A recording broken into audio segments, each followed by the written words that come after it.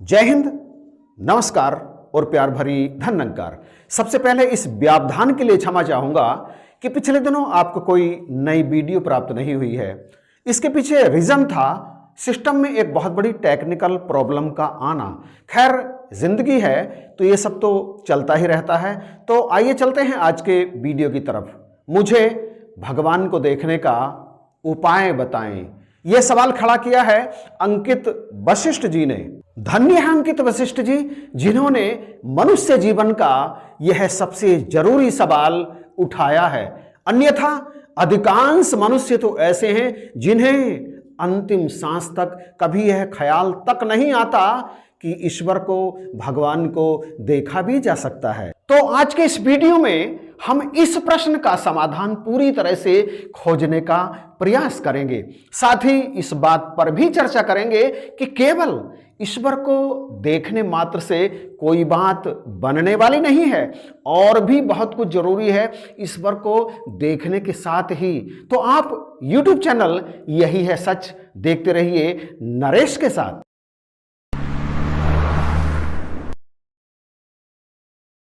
सबसे पहले प्रश्न का सीधा उत्तर, ईश्वर को देखने का एकमात्र उपाय है पूर्ण सतगुरु की प्राप्ति। जैसे ही जीवन में पूर्ण सतगुरु का प्रवेश होता है, ईश्वर को यानी भगवान को देखने में एक क्षण का भी समय नहीं लगता। भगवान राम को यही बात समझाते हुए वशिष्ठ जी कहते हैं, हे राम, ईश्वर को देखने में इतनी ही देर लगती है जितनी देर एक फूल की पंखड़ी को मसलने में लगती है। और अष्टावक्र जी ने राजा जनक को यही बात समझाते हुए कहा, हे जनक, घोड़े की रकाब में एक पैर डालने के उपरांत जितना समय दूसरी रकाब में पैर डालने में लगता है, ईश्वर को देखने में, ईश्वर को जानने में केवल और केवल उतना ही समय लगता है। स्वामी विवेकानंद जी के अंदर जब ईश्वर को देखने की जिज्ञासा उत्पन्न हुई, इच्छा उत्पन्न हुई, तो उन्हें जो भी संत महात्मा मिलता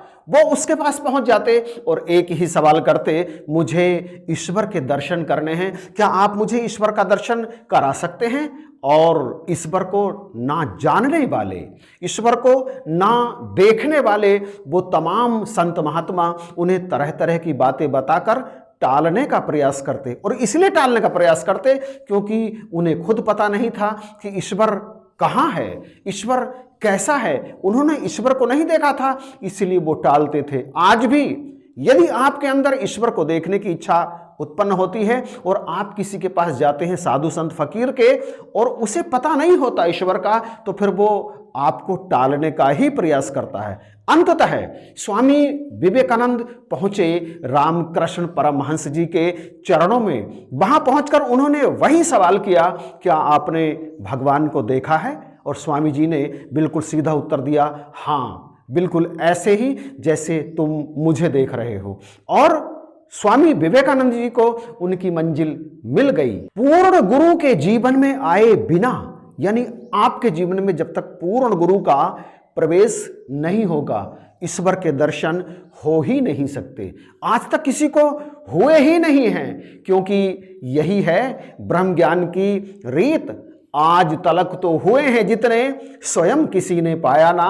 राम, कृष्ण और नानक को भी स्वतः नजर ये आया ना। जग को राह दिखाने के हित सबने रीत निभाई है। गुरु चरणों की धूली सबने अपने शीश चढ़ाई है। सदा सदा से ज्ञान की डोरी रही गुरु के हाथों में। कहे अवतार ये अंधी दुनिया, समय बिताए बातों में। ज्ञान की डोरी यानी ईश्वर की जानकारी सदा से, हमेशा से केवल और केवल पूर्ण सतगुरु के पास ही रही है। संत निरंकारी मिशन में ज्ञान की यह डोर आरंभ हुई बाबा काहन सिंह जी से। बाबा काहन सिंह जी ने ज्ञान की इस डोर को सौंपा बाबा बूटा सिंह जी को।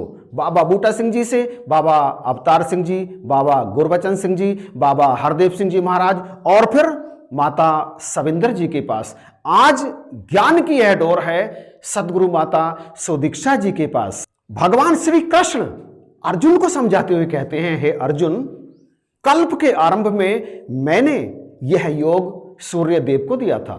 सूर्यदेव ने अपने पुत्र मनु को, मनु ने इक्ष्वाकु को, और उसी क्रम में यह योग अलग अलग काल में चलता रहा और कभी कभी यह लोप भी हुआ, लोप भी हो जाता है। हाँ, भगवान स्वयं कहते हैं कि यह योग, यह ज्ञान, यह ब्रह्म ज्ञान लोप भी हो जाता है। जिसे ये ब्रह्म ज्ञान होता है उसके पास से भी चला जाता है। मनुष्य जीवन का एकमात्र उद्देश्य है, एकमात्र लक्ष्य है मोक्ष की प्राप्ति। मोक्ष की प्राप्ति परमात्मा की प्राप्ति के बिना हो नहीं सकती।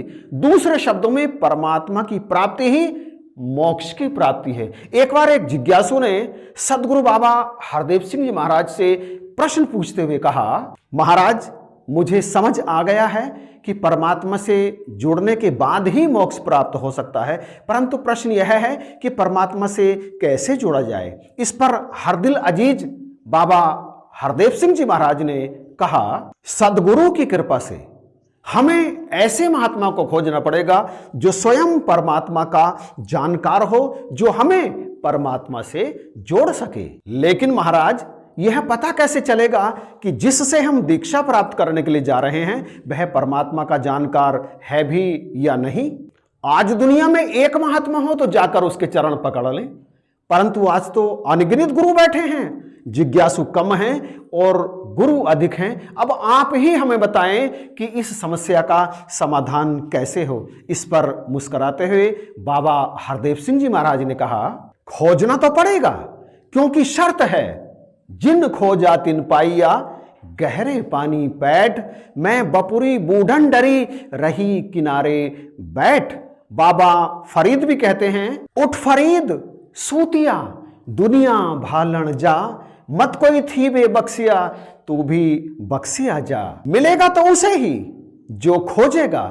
रही बात पूर्ण संत को पहचानने की, तो उसकी तो एक ही निशानी है कि वह जिज्ञासु को एक ही क्षण में निराकार दातार की पहचान करा देता है। कुछ क्षण रुकने के उपरांत गुरुदेव ने आगे फरमाते हुए कहा, शर्त सिर्फ इतनी है कि जिज्ञासु केवल परमात्मा को जानने की ही जिज्ञासा लिए हुए हर महात्मा के पास जाए।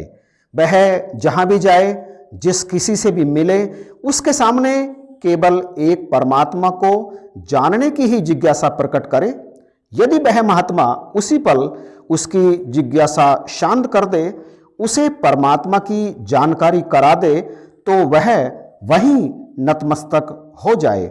अगर वह महात्मा हमें परमात्मा से मिलाने के बजाय किन्हीं और बातों में उलझाना चाहे, तो हमें आगे बढ़ जाना चाहिए और अपनी तलाश को तब तक जारी रखना चाहिए जब तक हमें परमात्मा की पहचान करवाने वाला सद्गुरु ना मिल जाए।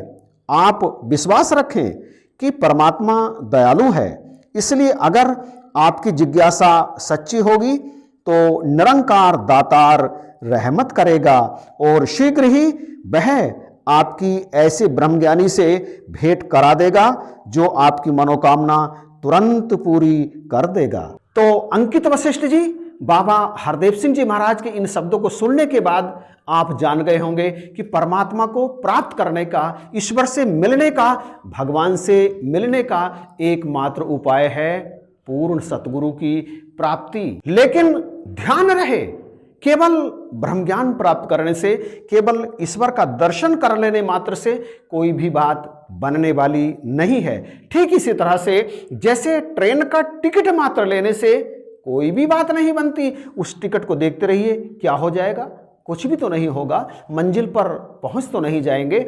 इसी तरह से परमात्मा को देखने मात्र से कोई बात नहीं बनेगी।